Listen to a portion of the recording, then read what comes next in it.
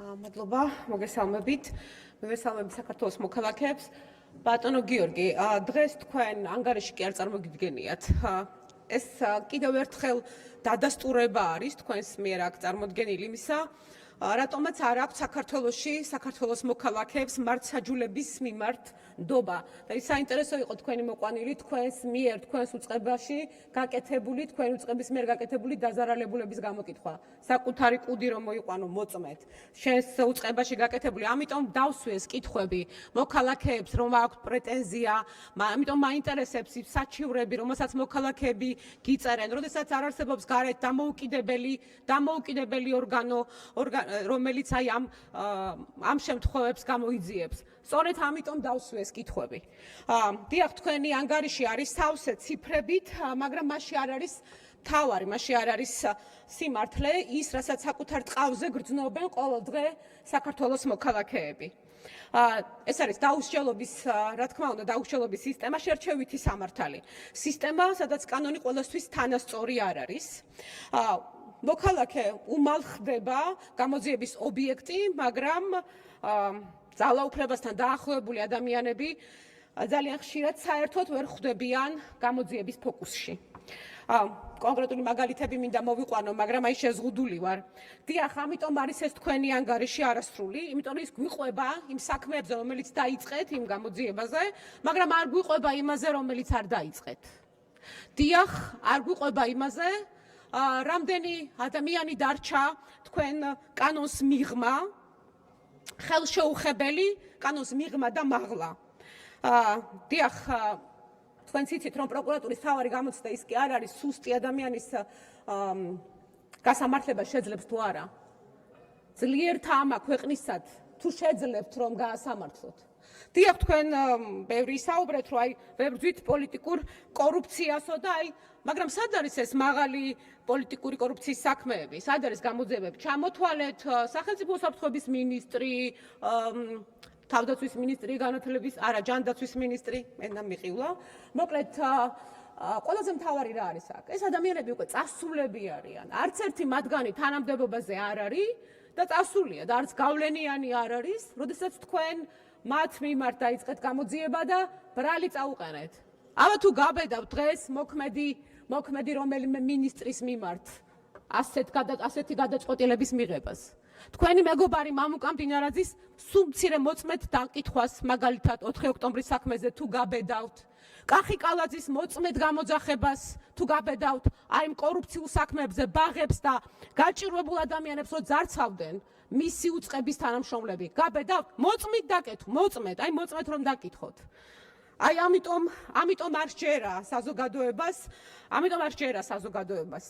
იმიტომ რომ ხედავს სისტემას, ხედავს მართლობის მოდელს. გახარიაზე რატო საუბრობთ და ესეც სიმპტომია, რომ წავიდა, ბევრი წელი გავიდა და როცა პრობლემა შეგიქმნათ, მხოლოდ მაშინ ახსენეთ. მხოლოდ მაშინ გაგახსენდათ, როცა პრობლემა შექმნა და ამდენი წლის განმავლობაში თურმე ეს ყველაფერი იცოდით, ასე იდო და თქვენ ჩუმად იყავით? დანაშაულს ფარავდით? კი, ძალიან ხო, რა თქმა უნდა, ძალიან კარგად მახსოვს, მაშინ სამცხე ჯავახეთში დავდიოდი საარჩევნო კამპანიის დროს, როდესაც ბიძინა ივანიშვილმა პირდაპირ გვითხრა, რომ აი საქმეები მაქვს დალაგებული პროკურატურასთან და სასამართლოსთანო. და ველოდები, როდის მომაკითხავენ, მეც იმ პარტიის წევრი ვარ, პარტიის წევრებზე ვარ, მხოლოდ გიორგი გახარიაზეო. აბა რა არის პოლიტიკური დაკვეთის შესრულება? დიახ, იცით, თქვენი ანგარიშის რეალურად არ აქარწყლებს არც ერთ ეჭვს, რომელიც საზოგადოებაში არსებობს. პირიქით, უფრო მეტად აღრმავებს ამ ეჭვებს.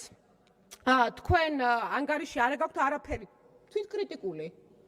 ჩავარდნა პრობლემა, აი მე ორჯერ დაგისხვით კითხვა, რომ თქვენ თავად ველოდებოდ, რომ თქვენ თავად იტყოდით, რომ ეს პრობლემა, თქვენ თქვით, რომ ეს ჩვეულებრივი ამბავია, წლობით საქმეები რო დევსო, ჩვეულებრივი ამბავი როგორ შეიძლება ეს იყოს? ესე იგი რაღაც ხარვეზი გვაქვს.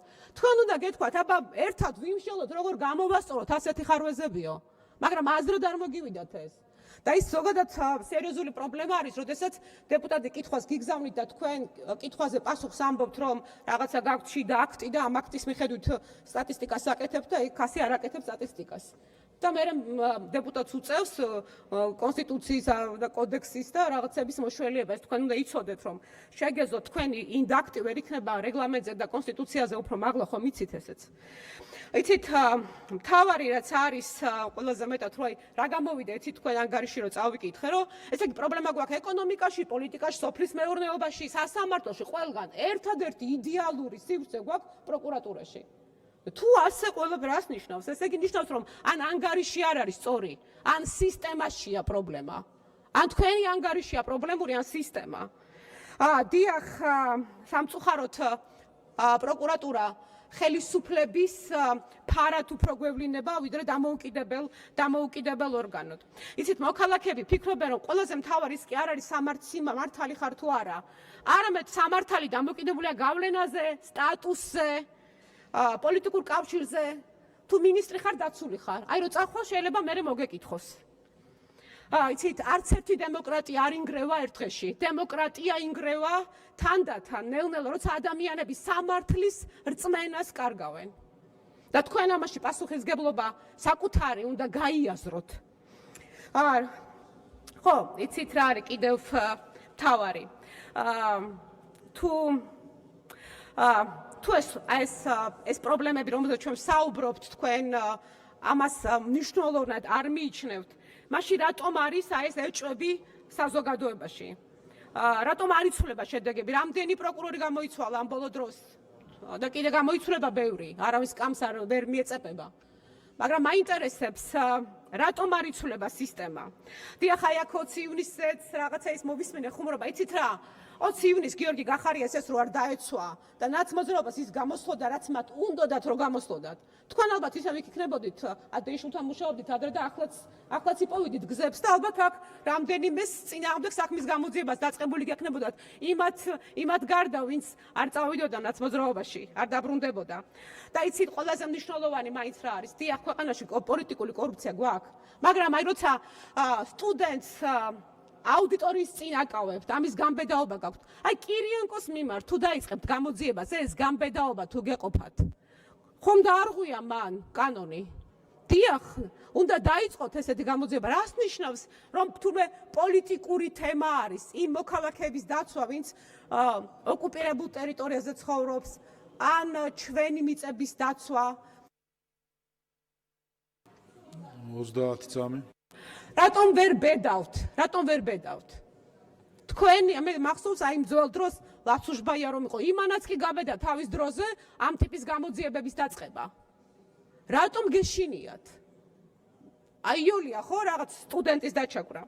ყველაზე მთავარი მაინც არის ის, რომ თქვენ რეალურად დღეს დამიდასტურეთ კიდევ ერთხელ და დაგვიდასტურეთ, რომ მიკერძოებული ხართ, არა ხართ დამოუკიდებელი ორგანო და რეალურად არ გაინტერესებთ კანონის უზენაესობა.